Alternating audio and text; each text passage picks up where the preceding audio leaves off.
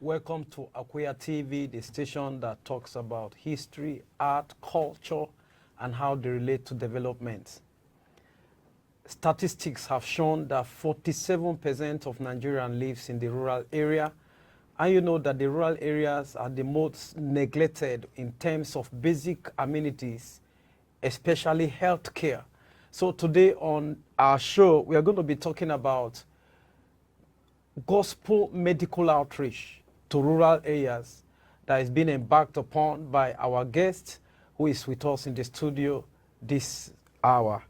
Welcome, Rev Johnson Okpe. Thank you. Who is the Director, Gospel Medical Mission. Thank you very much. You're welcome. Thank you. I'm glad to have you here today. I'm glad to be here. After a long time. So now, what's your inspiration? Why the mission? Why are you embarking on this? Okay, I'm a retired nurse, but not tired. Yeah. In the course of my practice, God told me that I would be into rural works. So I went to Calvary Ministries, Okay.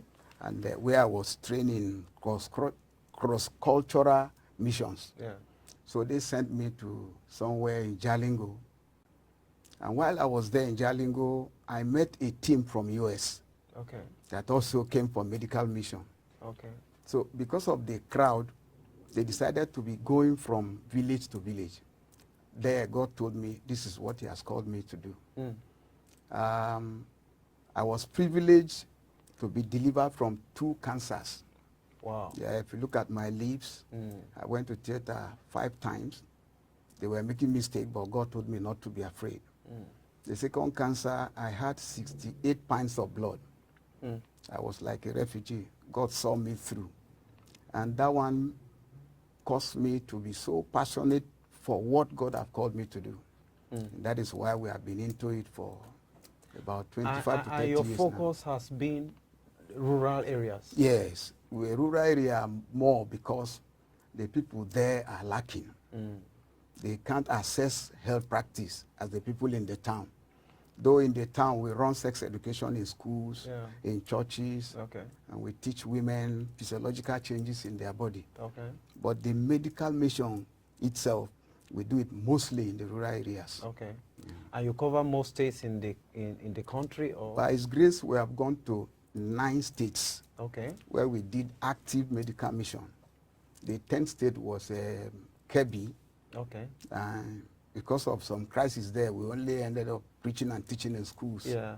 But we have actively touched 9 states in the country. Okay.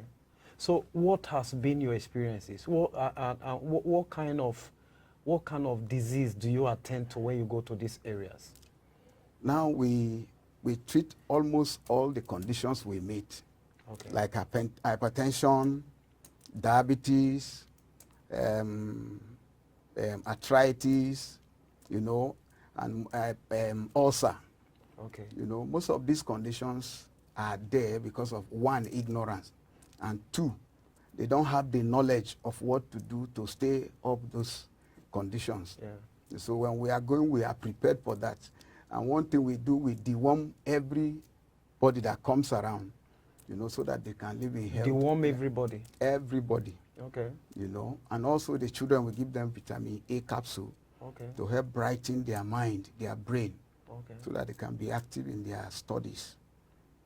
Okay. We go to these places. First of all, we research to know what are the ailments there. That means you go with a team of doctors. I have several doctors, and I have a lab scientist, I have pharmacists, and I have some nurses. Okay. This last one we just came from, we were able to do just 2 surgeries, minor surgeries because of time. Okay. If not, in the other elaborate one, we do a lot of surgeries. Okay. Yeah. So what has been the response of these people to you, the villagers? Do they embrace what you take to them? In fact, the outreach makes preaching of the gospel simple. Okay. Like when we went to Okigwe in Lokpanta near Okigwe, I learned that there was a condition that was, I think amoebiasis also, had killed about 5. Okay. And before I preached to them, I tried to speak small Igbo that I know. Okay. And though they saw that I was trying to reach to them, that made them to give me their attention. And almost everybody that came for that meeting gave their life to Christ. And at the end, they were grateful. Sometimes they even give us gifts. Wow. Yeah, and they prayed I will come again. Okay. So what has been the response of the government to you, or in many of these places that you go to for these outreaches? Do they acknowledge or recognize what you do? The governments, they don't really show any concern. But the joy is that the people you go to, Yeah. they are excited. Okay. You can imagine an old woman going to her farm to pull some crops and say, please, oh, we don't have anything, this is for you. Yeah. That is appreciation.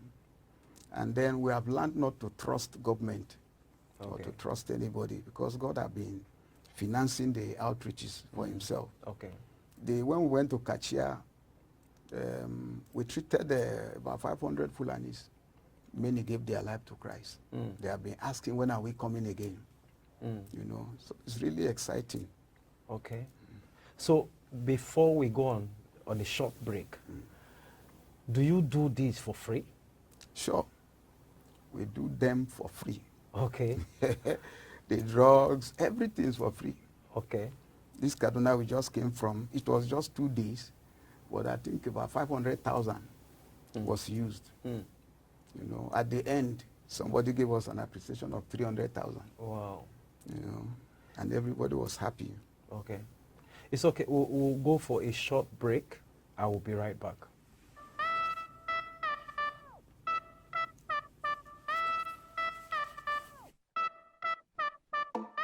The way you do me, I'm getting confused. Hi, my name is Zita, and you're watching Akweya TV. This is Akweya TV. I encourage you to watch it. This is where you get to hear and know about the Akweya people. Akweya TV. Okpe wacho.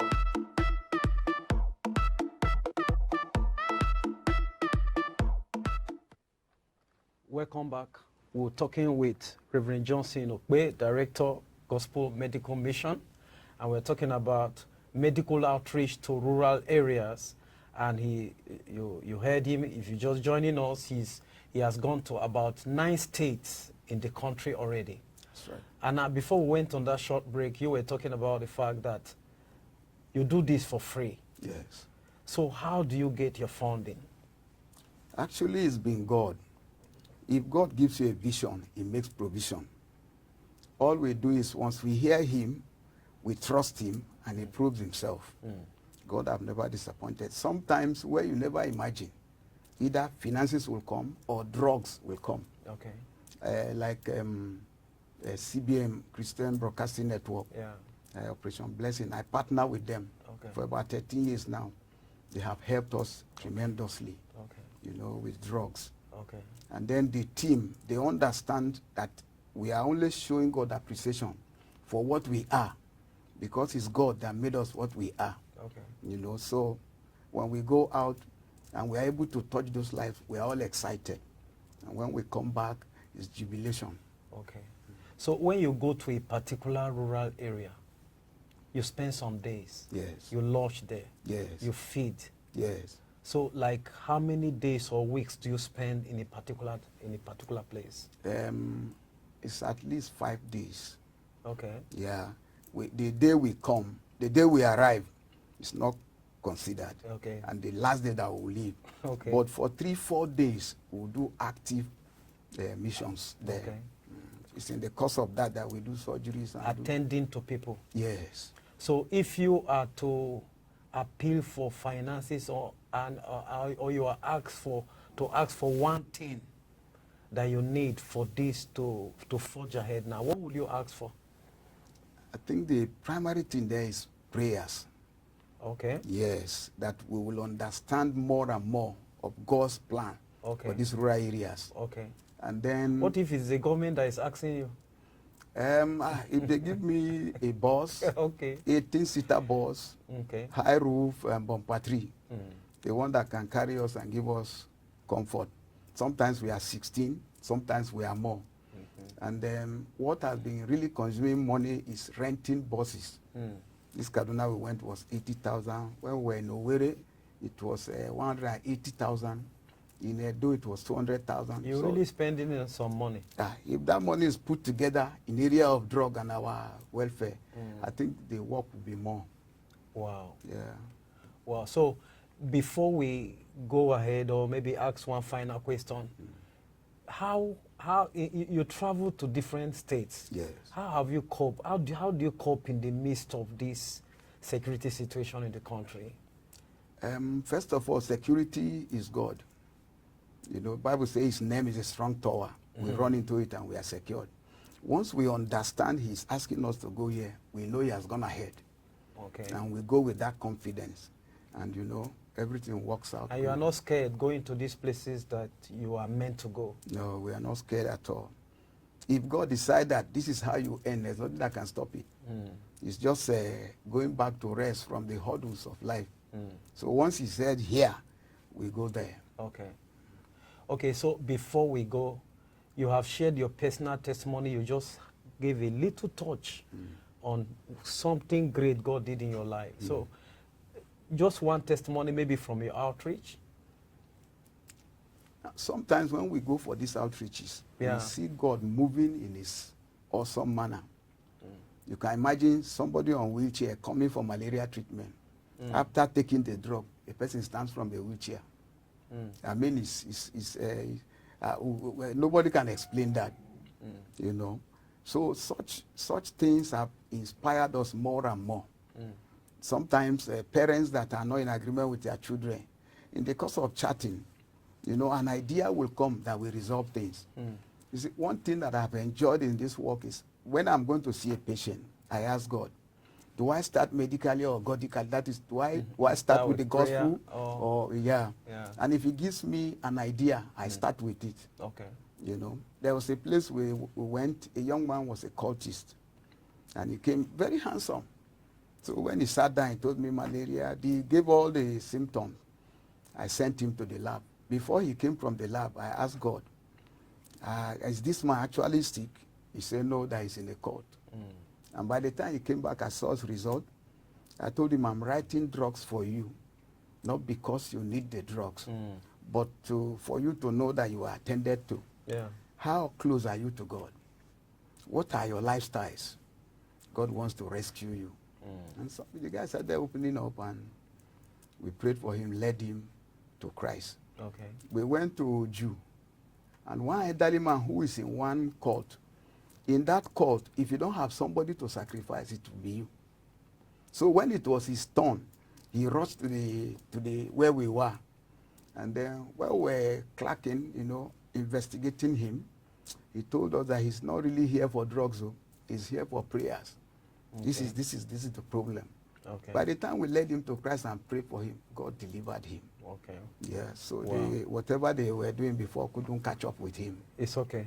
So we are going to be rounding up now, but before we go, there are people who are watching us now. They might want to join the team, or some people want to support. How will they get in touch with you? Well, the name of the outfit is Gospel Medical Mission. Yeah. If you can, you know, write us through our email address or phone call, I'll give you the phone number. Okay. I believe we'll chat and see how, you know, things can be done. Okay. What's the email address? The email address is Jokpe. Okay. 1.